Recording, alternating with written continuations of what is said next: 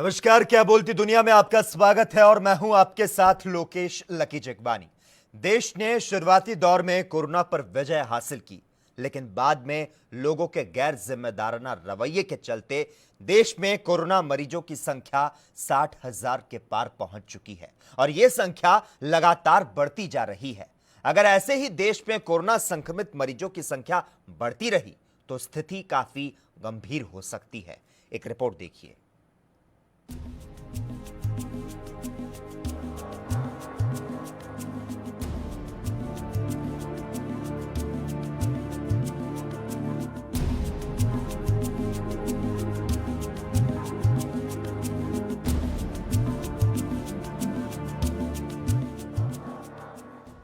पूरे विश्व के साथ ही भारत में भी कोरोना वायरस लगातार बढ़ता जा रहा है।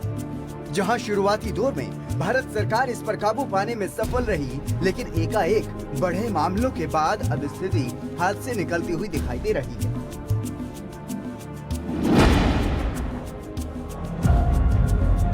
दरअसल भारत में कोरोना संक्रमित मरीजों की संख्या अब 60,000 के पार पहुंच चुकी है और अगर इसे कोरोना तांडव की दृष्टि से देखें तो ये एक बहुत बड़ी संख्या है।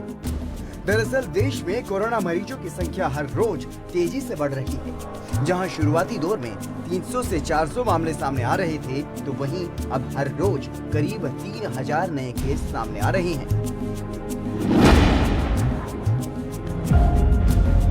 अब जरा इन आंकड़ों को देखिए।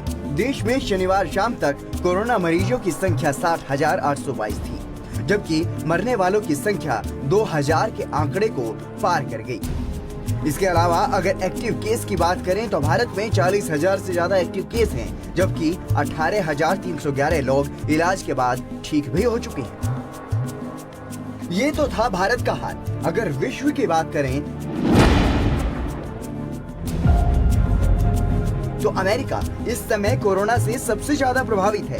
वहां शनिवार शाम तक 78,639 लोग कोरोना की चपेट में आकर अपनी जान गंवा चुके हैं, जबकि संक्रमित मरीजों की संख्या लगातार बढ़ती जा रही है। यहां शनिवार शाम तक 13,23,083 लोग कोरोना की चपेट में आ चुके हैं।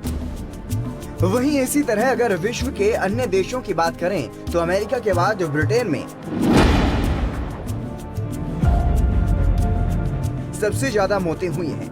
ब्रिटेन में शनिवार शाम तक 31,241 लोगों की मौत हुई है, जबकि इटली में 30,201, स्पेन में 26,478, फ्रांस में 26,230 और ब्राजील में 10,037 लोगों की मौत हुई है। तो ये वो देश है जहां कोरोना वायरस 10,000 से ज्यादा लोगों की जान ले चुका है। इन देशों में अगर संक्रमित मरीजों की बात करें तो यहाँ 1 लाख से लेकर 2 लाख से ज्यादा संक्रमित मरीज हैं।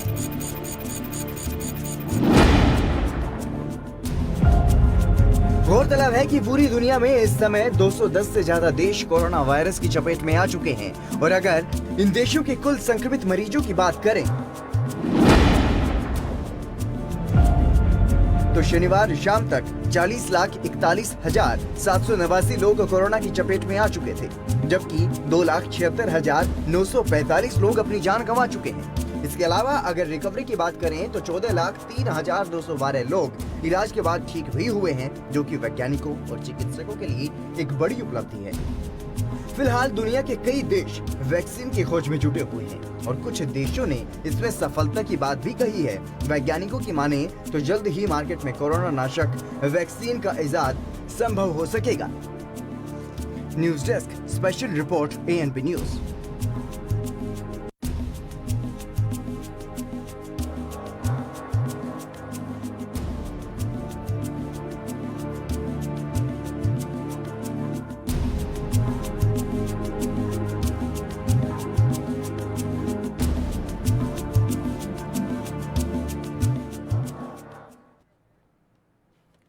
और इसी बीच एक बड़ी खबर आ रही है पंजाब से। इस वक्त की बड़ी खबर दर्शकों को बता दें, इस वक्त की बड़ी खबर पंजाब से।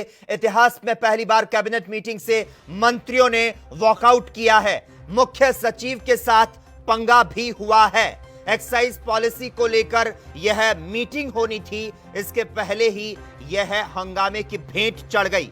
पंजाब कैबिनेट की बैठक में आपको बता दें हंगामा हुआ। पंजाब में शराब ठेकों को नीलामी और आबकारी नीति यानी कि एक्साइज पॉलिसी पर चर्चा करने के लिए बुलाई गई प्री कैबिनेट की मीटिंग में मंत्रियों और अफसरों के बीच में जमकर विवाद हो गया और हंगामा हुआ। दो वरिष्ठ मंत्री बैठक का बहिष्कार कर बाहर भी चले गए और इस कारण कैबिनेट की बैठक नहीं हो सकी और आबकारी नीति पर किसी तरह का फैसला जो है वह नहीं हो सका। इस वक्त की बड़ी खबर पंजाब से हम आपको बता रहे हैं, जहां पर पंजाब कैबिनेट की बैठक में हंगामा हो गया। और इस खबर पर तमाम जानकारी देने के लिए हमारे साथ संपादक जगतार जी भुल्लर इस वक्त फोन लाइन पर जुड़ चुके हैं। जगतार जी, आपसे जानना चाहेंगे, पंजाब में शराब ठेकों को नीलामी और आबकारी नीति यानी कि एक्साइज पॉलिसी पर चर्चा करने के लिए जो प्री कैबिनेट की मीटिंग बुलाई गई थी उसमें मंत्रियों और अफसरों के बीच में जमकर विवाद की बातें सामने आ रही है। तमाम अपडेट चाहेंगे इस बाबत। देखिए, पहली बात है, मैं बताना चाहूंगा ये कोई कैबिनेट की कोई प्री मीटिंग नहीं होती। कैबिनेट की मीटिंग कैबिनेट मीटिंग है, कोई प्री वाली बात नहीं है। दूसरी बात है कि कैप्टन अमरिंदर सिंह ने कल मीटिंग हुई थी उस पर चर्चा हुई थी कि एक्साइज पॉलिसी को लेकर उसमें अगर कुछ अमेंडमेंट करने की जरूरत है तो आज वो मीटिंग बुलाई गई थी। आज मीटिंग में तमाम जो पंजाब के मंत्री वो मीटिंग में शामिल हुए थे और कोरोना के चलते तमाम जो अभी तक की जो मीटिंग होती रही वो वीडियो कॉन्फ्रेंसिंग के माध्यम से होती रही। लेकिन आज जो मीटिंग है उस मीटिंग में फिजिकल मीटिंग है, उस कैबिनेट मीटिंग में मंत्री हाजिर थे। जो 3 मंत्री थे बाहर थे वो शायद इस मीटिंग में नहीं आए। बाकी जो मंत्री मंडल था, जो मंत्री थे वो पूरे मीटिंग में हाजिर हुए। मंत्री ऑफिस में पहुंच चुके थे जहां पंजाब भवन में मीटिंग होनी थी, लेकिन जो राज्य के मुख्य सचिव कर्ण अवतार सिंह है वो अपने घर से बैठे ही जब उन्होंने मीटिंग की शुरुआत की तो मंत्री खफा हो गए कि जब मंत्री दफ्तर में आ सकते हैं, मंत्री जिस वेन्यू में बुलाया गया आ सकते, तो मुख्य सचिव क्यों नहीं आ सकते। उसके बाद तुरंत मुख्य सचिव ने अपने घर से छोड़कर वो वहां पहुंचे। लेकिन जब उन्होंने एजेंडा पेश किया शराब नीति को लेकर, क्योंकि पंजाब में सबसे पहले मांग थी कि शराब के ठेके खोले जाए, लेकिन ठेकेदारों की कोई प्रॉब्लम थी, उसके चलते आज कल भी मीटिंग हुई थी। आज उसमें जो अमेंडमेंट की जानी थी उस पर चर्चा होनी थी। जब मीटिंग में एजेंडा मुख्य सचिव की तरफ से पेश किया गया तो जो राज्य के तकनीकी शिक्षा मंत्री चंद्रजीत सिंह चन्निया, उन्होंने उस मीटिंग में जो एजेंडा पेश किया था उस पर ऑब्जेक्शन किया कि ऐसे नहीं हो सकता। जिसपे जो मुख्य सचिव है, जो सूत्र बता रहे, मुख्य सचिव ने चंद्रजीत सिंह चन्नी जो कैबिनेट मंत्री है उनके साथ तल्खी से पेश आए और जिसका बाकी मंत्रियों ने बुरा मनाया कि प्रोटोकॉल के अनुसार जो कैबिनेट मंत्री है वो मुख्य सचिव से बड़ा होता, तो ऐसे कोई भी अधिकारी या मंत्री के साथ ऐसे पेश नहीं आ सकते।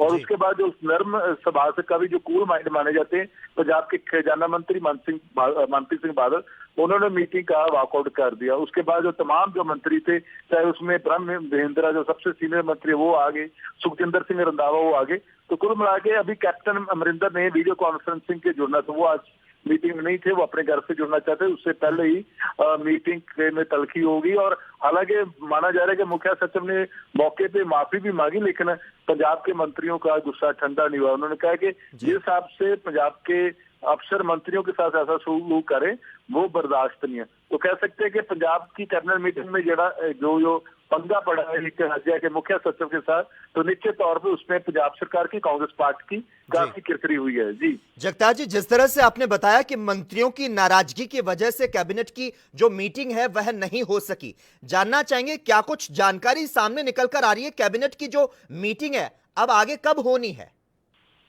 देखिए, सबसे बड़ी बात है कि जिस हिसाब से मंत्री बता रहे हैं कि राज्य के मुख्य सचिव कर्ण अवतार सिंह ने बहुत ही गंदे तरीके से मंत्री को जवाब दिया और प्रोटोकॉल के अनुसार संविधान में मंत्री का पद मुख्य सचिव से बड़ा होता।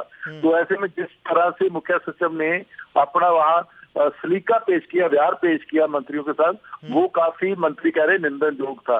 तो ऐसे में उन्होंने, चाहे मुख्य सचिव ने बाद में माफी मांगी, लेकिन पंजाब के तमाम जो मंत्री आज मीटिंग में शामिल थे वो उन्होंने मीटिंग का वॉकआउट कर दिया, बाइकाट कर दिया। तो अब कैप्टन अमरिंदर सिंह के ऊपर ही निर्भर करेगा, डिपेंड करेगा कि वो अपने मंत्रियों को कैसे मनाते हैं। और अगली जो मीटिंग है वो अब शायद सोमवार को होगी, लेकिन तब तक कह सकते हैं कि ये पंजाब कांग्रेस के लिए, कैप्टन सरकार के लिए, कांग्रेस पार्टी के लिए ये काफी किरकिरी हो चुकी है कि एक पंजाब के इतिहास में पहली दफा हुआ कि राज्य के मंत्री कैबिनेट मीटिंग को छोड़कर बाहर आ जाएं। बिल्कुल, राज्य सरकार की इसमें कहीं ना कहीं किरकिरी भी नजर आ रही है और आबकारी नीति पर किसी तरह का जो फैसला है वह भी नहीं हो सका है। धन्यवाद जगतार जी तमाम जानकारी देने के लिए, इस चर्चा में जुड़ने के लिए। कोरोना वायरस के प्रसार को लेकर चीन और बाकी देशों में चल रही तनातनी के बीच विश्व स्वास्थ्य संगठन यानी कि WHO ने आखिरकार मान लिया है कि कोरोना के फैलने में चीन की बड़ी भूमिका रही। उसने माना कि चीन के वुहान मार्केट कोरोना वायरस के प्रसार में एक बड़ी वजह बनी है। यह रिपोर्ट देखिए।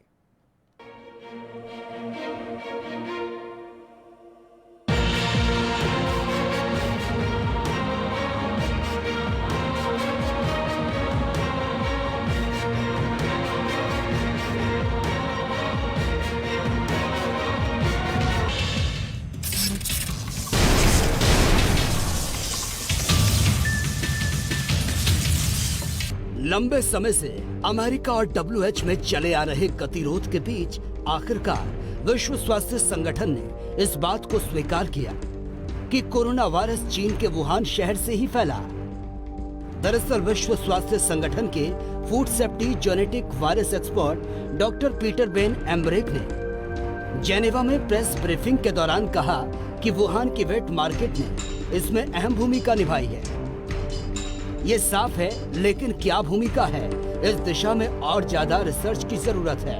उन्होंने अपने बयान में कहा, इस शहर में वायरस कहीं और से आया या इस वेट मार्केट से वायरस बाहर गया, ये शोध का विषय है। लेकिन ये सवाल जरूर उठता है कि कोरोना वायरस के फैलाव में इस शहर की भूमिका कितनी थी।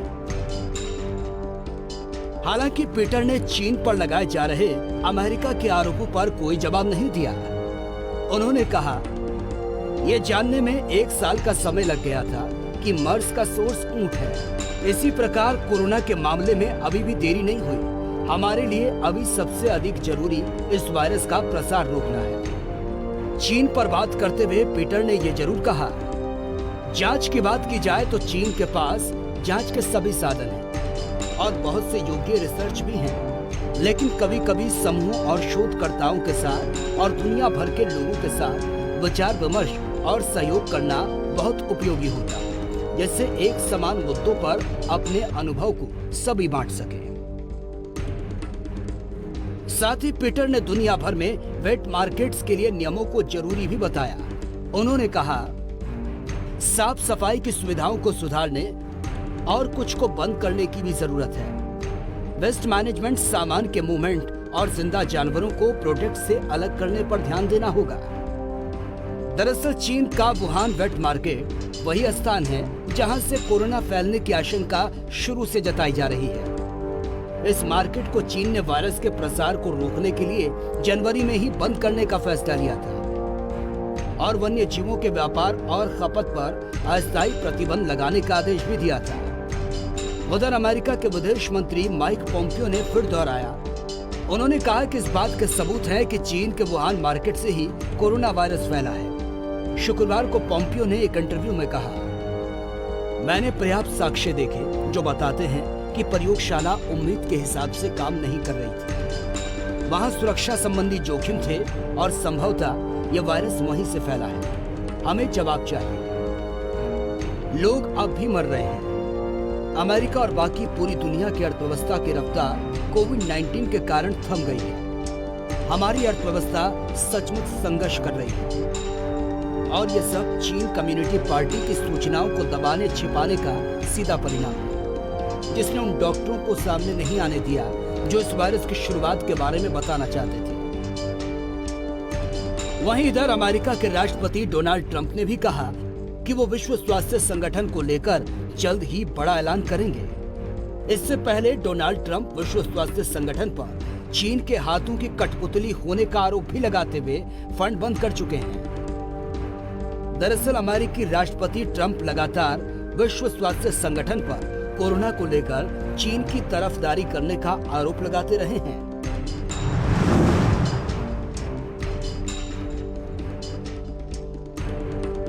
गौरतलब है कि चीन के वुहान शहर से फैले कोरोना वायरस ने अमेरिका समेत पूरी दुनिया को जकड़ लिया है। इस वैश्विक महामारी की सबसे ज्यादा चपेट में अमेरिका है। अब तक अमेरिका में कोरोना वायरस के 13 लाख से ज्यादा मामले सामने आ चुके हैं, जिनमें से 78,000 से ज्यादा लोगों की मौत हो चुकी है। News desk special report ANB news.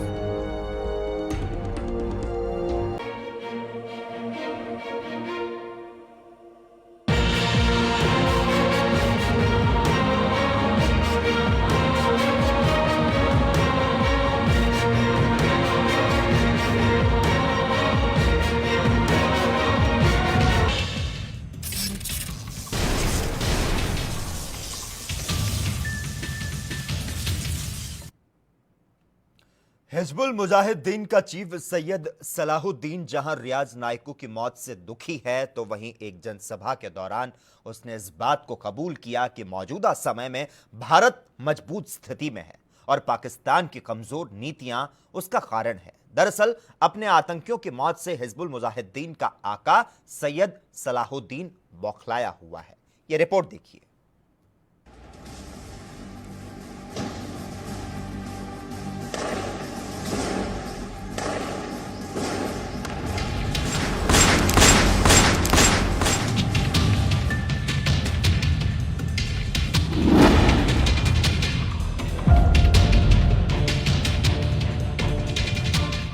अपने कमांडर रियाज नायकू के ढेर होने से हिजबुल मुजाहिदीन का चीफ सैयद सलाहुद्दीन बौखलाया हुआ है।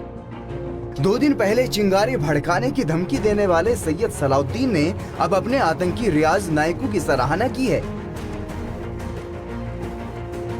दरअसल पाकिस्तान के रावलपिंडी में एक सभा में सलाहुद्दीन ने रियाज नायकू की तारीफ करने के साथ ही हंदवाड़ा मुठभेड़ को लेकर बात की। हालांकि सैयद सलाहुद्दीन ने इस दौरान ये भी माना कि मौजूदा समय में भारत मजबूत स्थिति में है। इसका कारण पाकिस्तान की कमजोर नीतियां हैं। इससे पहले सैयद सलाहुद्दीन ने कहा था कि रियाज नायकू का बलिदान उन्हें उस मिशन को हासिल करने में मदद करेगा जिसे उसने अपना लक्ष्य बनाया है। सैयद सलाहुद्दीन ने कहा कि कश्मीर मुद्दा एक चिंगारी है जो पूरे क्षेत्र में आग लगा सकती है कि हमको बहुत बिलखुसूस हिज़्ब क़यादत को बहुत दिली सदमा हुआ। लेकिन दोस्तों बुजुर्गों, ये शहादतों का सिलसिला पहले दिन से चला आ रहा है। सिर्फ 1 जनवरी 2020 से आज तक 80 मुजाहिदीन किराम जाम शहादत नोश कर चुके और सब के सब आला तालीम याफ्ता थे। हिज़्ब के अलावा बाकी बरात तंजीमों से भी वाबस्ता थे। मुजाहिदीन ने भी हालिया हंदवाड़ा राजवार की कार्रवाई में दुश्मन का कमर तोड़ दिया है। लेकिन ग्राउंड रियलिटी यह है कि इस वक्त दुश्मन का पलड़ा भारी है।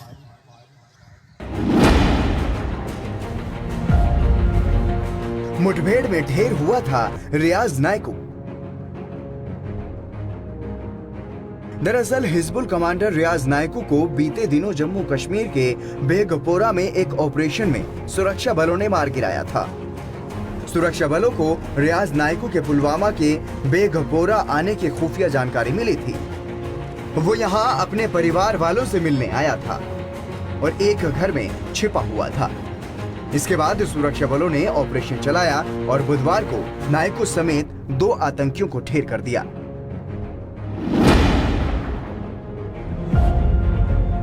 2012 में हिजबुल मुजाहिदीन में हुआ था शामिल। रियाज नायकू पहले गणित का शिक्षक हुआ करता था, लेकिन बाद में वो आतंक की राह पर चल पड़ा था। वो साल 2012 में आतंकी संगठन हिजबुल मुजाहिदीन में शामिल हुआ था और बाद में वो हिजबुल का कमांडर बन गया। उस पर कश्मीर घाटी में कई आतंकी वारदातों को अंजाम देने का आरोप था।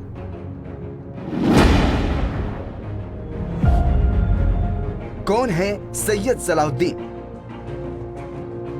सैयद मोहम्मद यूसुफ शाह को सैयद सलाहुद्दीन के नाम से ही जाना जाता है। उसका मकसद कश्मीर में आतंक फैलाना है। वो आतंकी संगठन हिजबुल मुजाहिदीन का मुखिया है।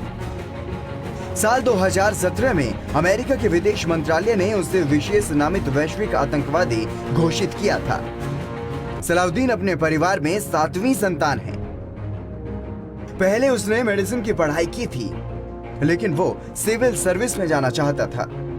बाद में उसका रुझान जमात इस्लामी संगठन की तरफ हो गया और वो उस संगठन के लिए कश्मीर में काम करने लगा।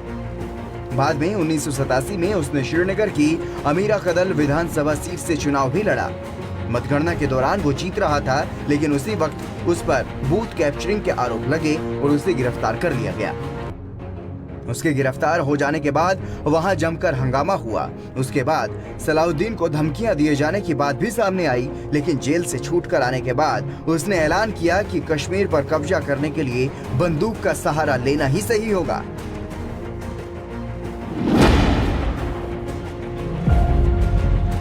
पिटने के बाद भी नहीं मानता पाकिस्तान। गौरतलब है कि पाकिस्तान सरकार इन्हीं लोगों के जरिए कश्मीर में अपना एजेंडा चलाती है और आतंकवादियों को तैयार कर भारत में दहशत फैलाने के लिए बॉर्डर पार करवाती है। लेकिन जम्मू कश्मीर में लाखों सैनिक तैनात होने की वजह से पाकिस्तान हर बार मुंह की खाता है, लेकिन फिर भी अपनी नापाक हरकतों से बाज नहीं आता। News desk special report PNB news.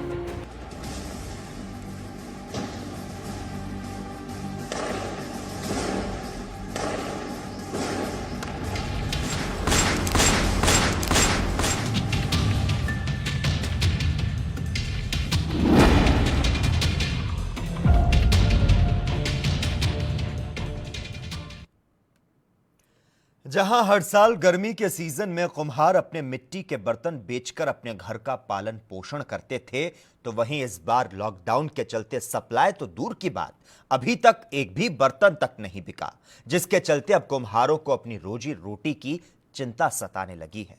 यह रिपोर्ट देखिए।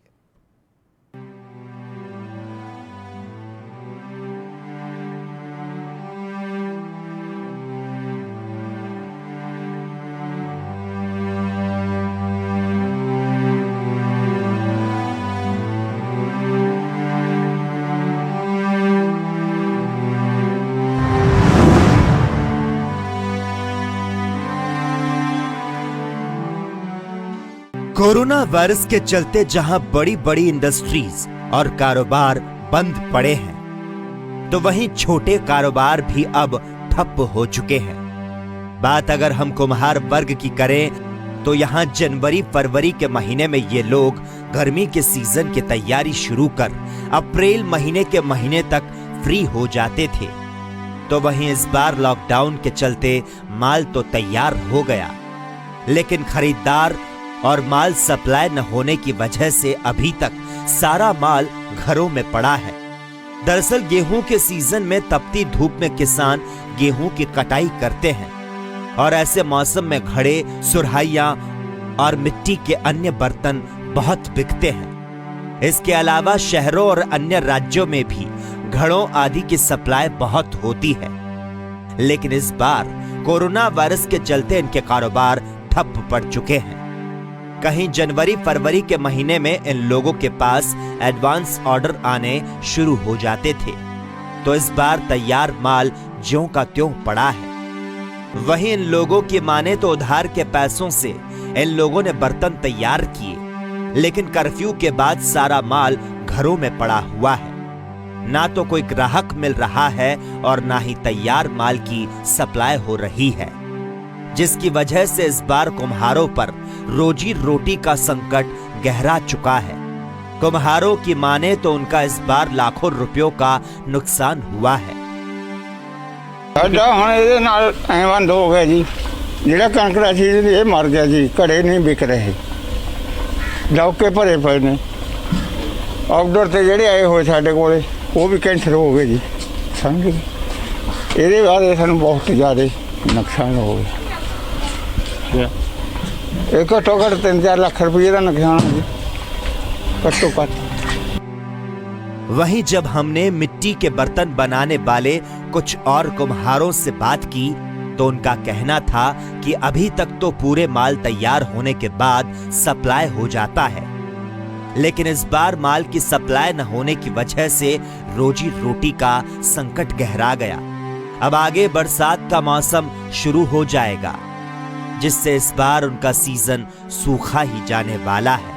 जी 4000 ट्राली सटाई दी मिट्टी दी, हुण मींह विच खुर जांदी है ਉੱਤੇ ਲਕੋ ਲਕੂ ਕੇ ਰੱਖੀ ਦੀ ਹੈ ਤੇ ਜੇ ਭਾਂਡੇ ਬਣਾ ਲਈਦੇ ਨੇ ਤਾਂ ਉਹ ਸਾਡਾ ਵੇਖ ਨਹੀਂ ਰਿਹਾ ਤੇ ਅਸੀਂ ਕੰਮ ਕਰਦੇ ਆ ਮਿਹਨਤੀ ਬੰਦੇ ਆ ਤੇ ਜੇ ਪੈਸੇ ਫੜ ਕੇ ਖਾ ਰਹੇ ਆ ਪੈਸਾ ਆ ਨਹੀਂ ਰਿਹਾ ਕਲਫੂ ਲੱਗਣੇ ਕਰਕੇ ਬਹੁਤ ਘਾਟਾ ਪੈ ਗਿਆ ਰੋਜੀ ਰੋਟੀ ਬਸ ਜੀ ਦਿਹਾੜੀ ਕਰਦੇ ਆ ਮਾੜੀ ਮੋਟੀ ਖਾਂਦੇ ਆ ਕਿਸੇ ਟਾਈਮ ਬਣ ਜਾਂਦੀ ਹੈ ਕਿਸੇ ਟਾਈਮ ਬਣਦੀ ਨਹੀਂ हाँ जी कोशिश कर रहे हैं असं माल चाल करते हैं असं 5-4 बंदे काम करते हैं इत्थे इस करके देखो आवाजाही दे विच बहुत फर्क पै गया जिस करके कोई साधन नहीं ला सकता माल ले जा नहीं सकता इस कारण साडा भी माल रुकिया पिया इसलिए साडी रोटी का मुश्किल होया ते राशन पानी नहीं लिया सकते लेकिन माड़ा मोटा ही बस कोई चलता नहीं लेकिन बहुत नुकसान है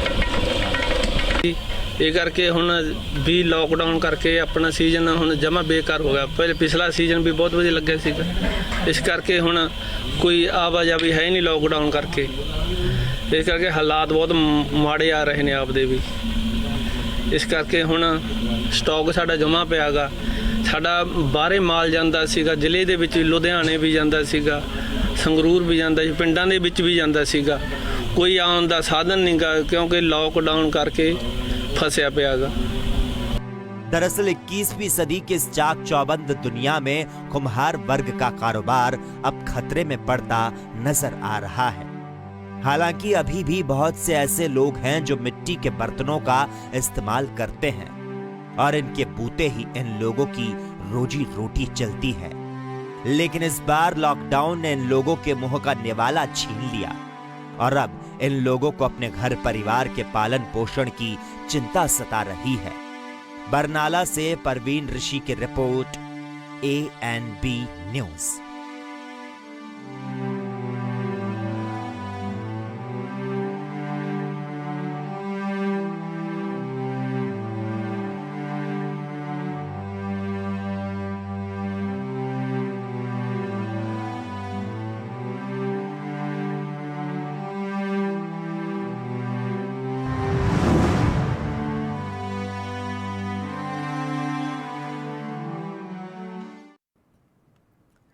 वहीं हरियाणा के मनोहर सरकार लगातार प्रवासी मजदूरों को उनके गृह जिलों में भेजने के लिए हर संभव प्रयास कर रही है, लेकिन इसके बावजूद हरियाणा में रह रहे प्रवासी मजदूर पैदल ही सैकड़ों किलोमीटर दूर अपने घरों की तरफ निकल पड़े।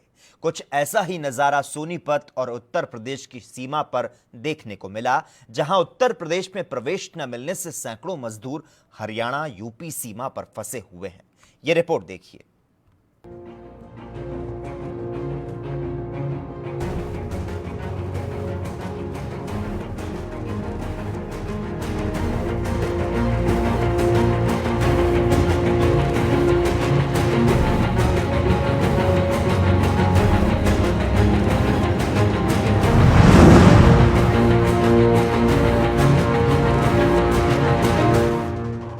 केंद्र और राज्य सरकारों की ओर से प्रवासी मजदूरों को वापस उनके घर भेजने के लिए उचित कदम उठाए जा रहे हैं। इसके लिए स्पेशल ट्रेन और बसें चलाई जा रही है, लेकिन यह प्रक्रिया धीमी होने के चलते लाखों मजदूर कई दिनों से अपनी बारी का इंतजार कर रहे हैं। इसी बीच कुछ मजदूरों का सब्र का बांध टूटने के बाद उन्होंने एक बार फिर से पैदल ही अपने घरों की तरफ जाने का फैसला लिया है।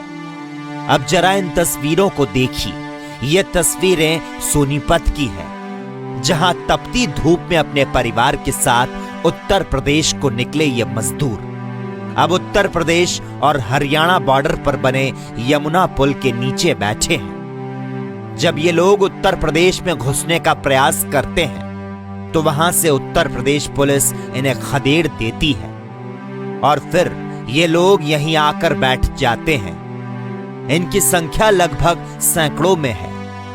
तो वहीं इस मौके पर जब मीडिया ने इन लोगों से बात की तो अपना दर्द बयां करते हुए इन लोगों ने बताया कि 1 महीने से ज्यादा का समय हो चुका है, ना तो हमारे पास राशन है और ना ही पैसे। ऊपर से जिन लोगों के पास किराए के मकान में रह रहे थे, वहां हर महीने किराए का बोझ बढ़ता गया और ऐसे में जब हमारे पास खाने के लिए पैसे नहीं तो मकान का किराया कहां से देंगे। इन तमाम दिक्कतों को देखते हुए हम लोगों ने पैदल ही घरों की तरफ जाने का फैसला किया। हम यानी कि हरियाणा से आए। हरियाणा में क्या करते थे? काम करने गए थे। क्या चीज़? यानी कंपनी में काम करते थे। अब क्या दिक्कत आ गई? यानी कि खाने वाने कुछ मिलता नहीं था उधर, इसलिए बाहर यानी कि निकलना पड़ा पैदल। कोई व्यवस्था ही नहीं थी उधर। कहाँ जाना है? यूपी जाना है। कौन सी जगह? हमीरपुर जिला। अब क्या दिक्कत आ रही है? वहाँ तो कुछ खाना पीने के लिए। अब क्या दिक्कत आ रही है? कहाँ पे रुके हुए? कहाँ जाएंगे? अब तो गांव जाना है। कहाँ जाना है? हमीरपुर जिला से आए हैं, हरियाणा से आए हैं। कहाँ जाना है? यूपी। क्या परेशानी आ रही है? यहाँ बहुत कुछ परेशानी आ रही है, ना खाने को मिलता है। 3 महीने से हमको राशन पानी कुछ नहीं मिला है। जो कुछ था हमारे पास तो हमने खा लिया। 3 महीने हो गए, कंपनी वालों ने हमारा किए का भी पैसा नहीं दिया, इसलिए हम भूख प्यास से तड़प के निकल पड़े।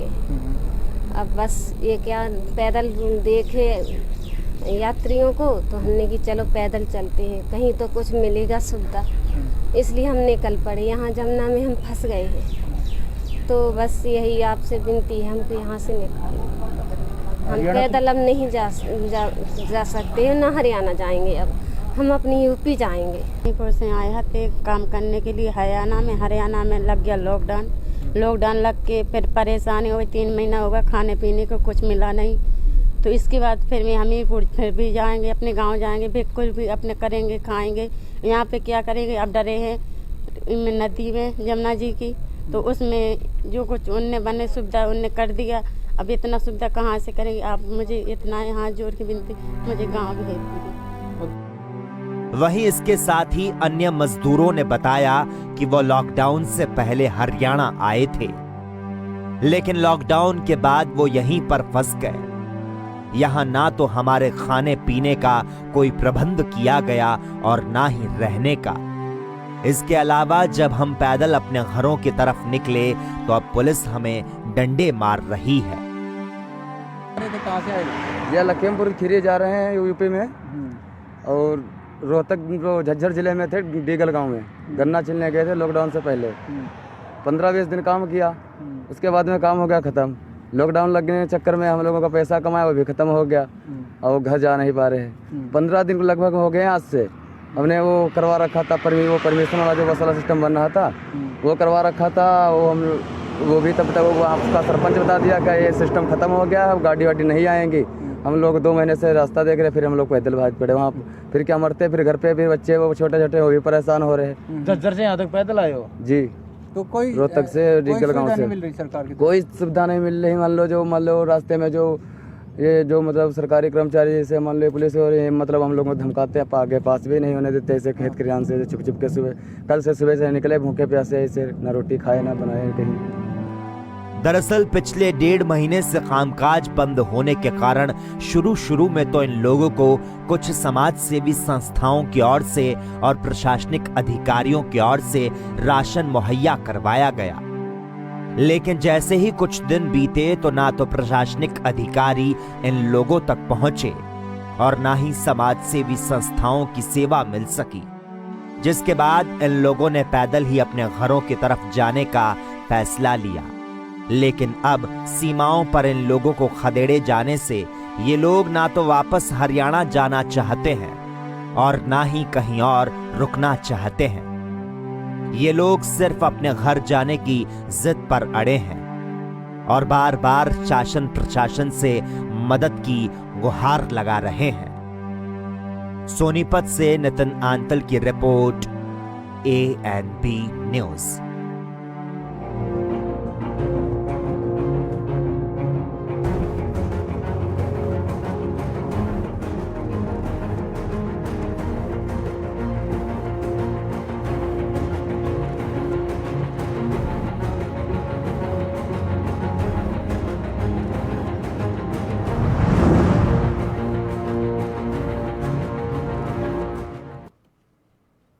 और इसी के साथ ही क्या बोलती दुनिया में इतना ही, लेकिन तमाम अहम खबरों के लिए लगातार आप जुड़े रहिए और देखते रहिए ANB न्यूज।